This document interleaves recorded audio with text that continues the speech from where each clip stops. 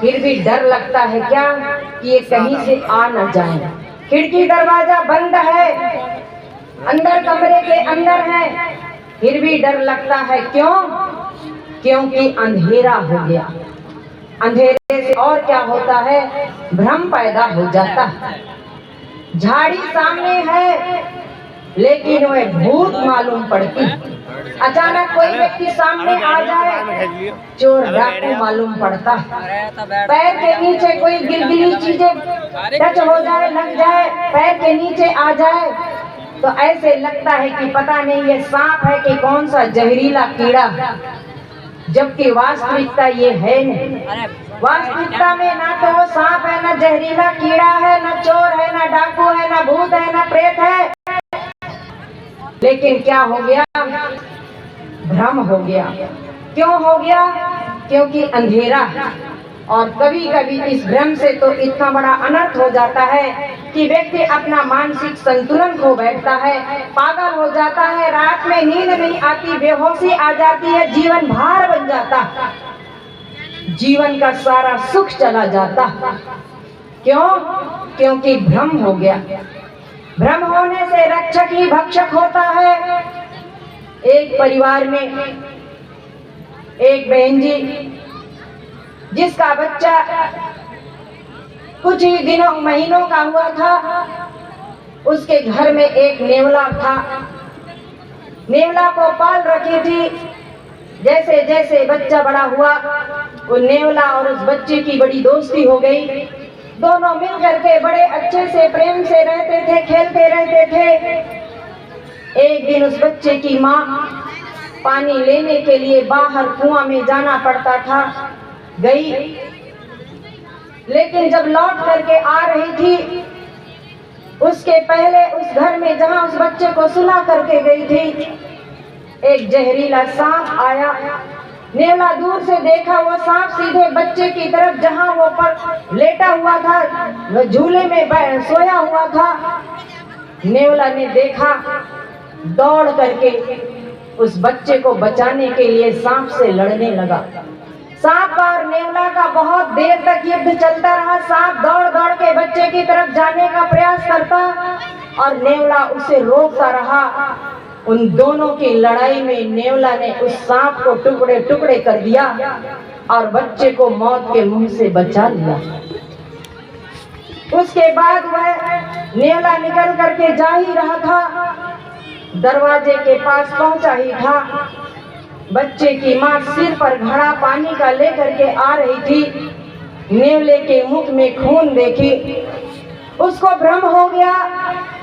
सिर का पानी भरा घड़ा उस नेवले के ऊपर पटक दी। उसको लगा कि मेरे बच्चे को काट खाया। पानी का भरा घड़ा जब नेवले के ऊपर पड़ा, वह नेवला वहीं तुरंत मर गया। अंदर जाकर के देखती हुई, चिल्लाते हुए अंदर पहुंची। देखती है तो बच्चा खुश था, प्रसन्न था, हाथ पैर पटक कर खिलखिला रहा था। जब उसकी दृष्टि दूसरे तरफ पड़ी, लहूलुहान पड़ा, सांप के टुकड़े टुकड़े, उस सिर पीटने लगी। ये मुझे क्या भ्रम हो गया? जो मेरे बच्चे का रक्षक था, उसी का मैं भक्षक बन गई, उसके मौत के घाट उतार दी। ये भ्रम क्यों हो गया? अज्ञानता के कारण हो गया। भ्रम बहुत धुंधली स्थिति होती है जिसमें स्पष्ट दिखाई नहीं पड़ता, वही भ्रम का कारण होता है। एक ऐसा ही परिवार जिसका नित्य प्रति का नियम था कि कोई न कोई महात्मा को भोजन कराना है, जिनको जो समाज के, राष्ट्र के रक्षा के लिए लगे हुए होते हैं, ऐसे संत महात्मा को भोजन किए बिना गृहस्थ धर्म की एक मर्यादा होती है कि पहले दूसरों के लिए निकाला जाता है, फिर स्वयं ग्रहण करते हैं। उस गृहस्थ का भी नियम था कि पहले दूसरों को भोजन कराया जाएगा, जो समाज हित के लिए लगे हुए हैं, उसके बाद स्वयं भोजन ग्रहण करते।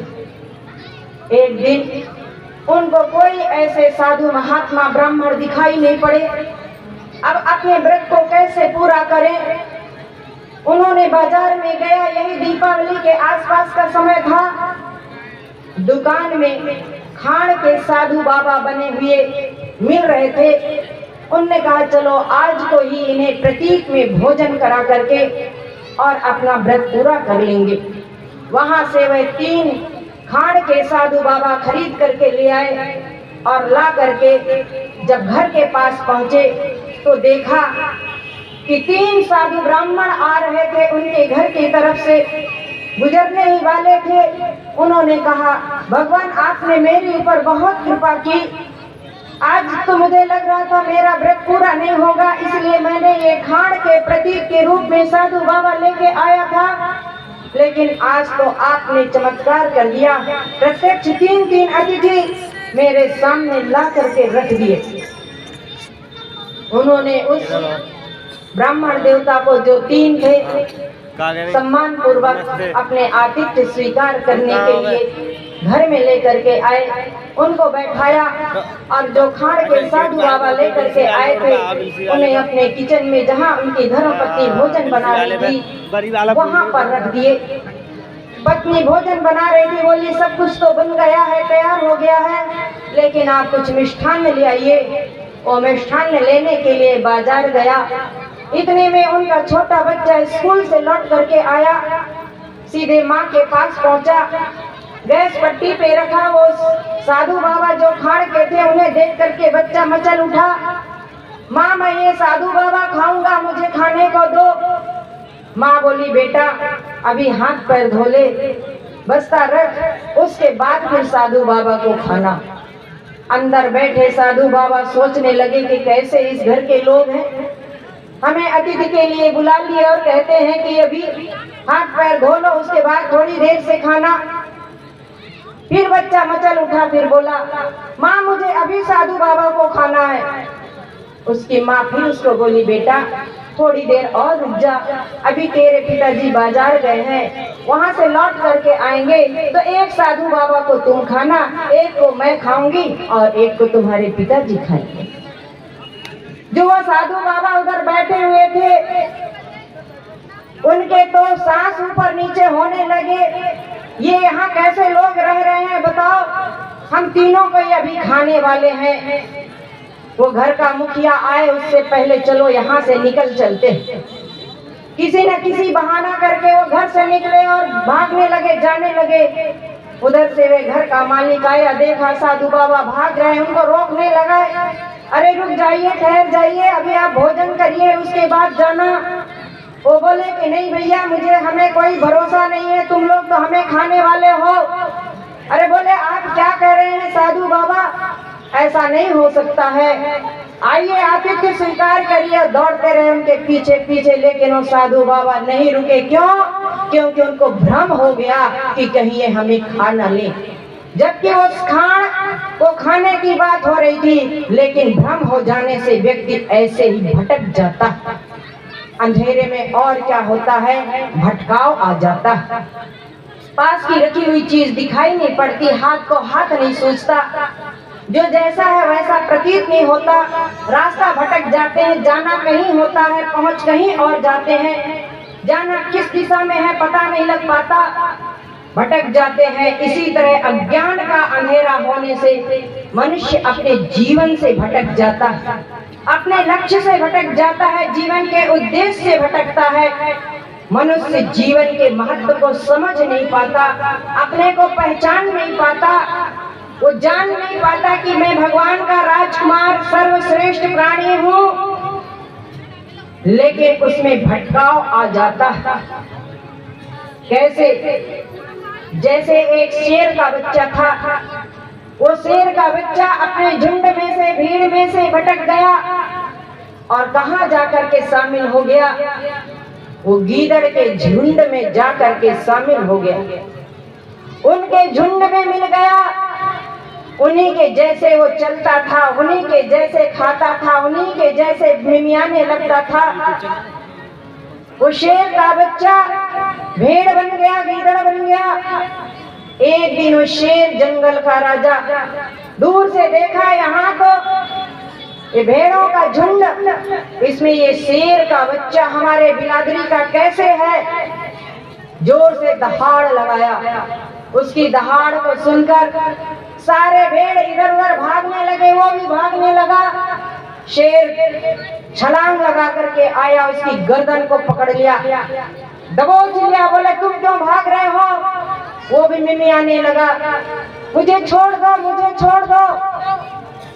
अरे तुम्हें कैसे छोड़ दे, तुम भेड़ थोड़ी हो, तुम तो शेर हो, शेर के बच्चे। पकड़ करके सीधे ले गया एक तालाब के पास। उस तालाब के जल में उसको दिखाया, देख अपनी परछाई को और मुझे देख, तुम में और मेरे में कोई अंतर नहीं।